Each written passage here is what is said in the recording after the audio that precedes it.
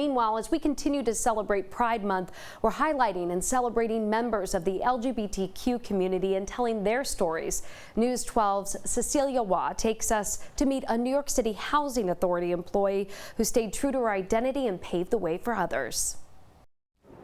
He was like, "You sure you're not a secretary? Like, this is all men down here." When Theresa Bethea first started working at the New York City Housing Authority in 1985 as a maintenance trainee, she was the only female on site. There was no female bathroom, so I had to go upstairs to where the secretaries were. There was no female locker room, so I had to go upstairs and change in a small bathroom every day. She was also the first openly lesbian employee. Guys went from, "Are you going to be my girlfriend?" to calling me negative names, right? Gay slurs. But Bethea says that she never wanted to hide her identity, and that by being open and honest, her workplace improved for the better.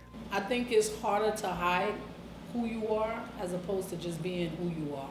NYCHA has been accepting and willing to change and make the necessary changes. I may have been the first open, but I think there were questions about others, and sometimes being the first open allows people to ask those questions. There were some directors that asked, "What is it that you need?"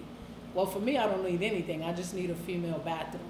37 years later, Bethea is now a regional manager for NYCHA and oversees 4 housing projects across the Bronx. She plans to retire in 5 years. I know that when I leave, that I would leave, that NYCHA is in a much better place than it was when I started, so I'm extremely happy about that.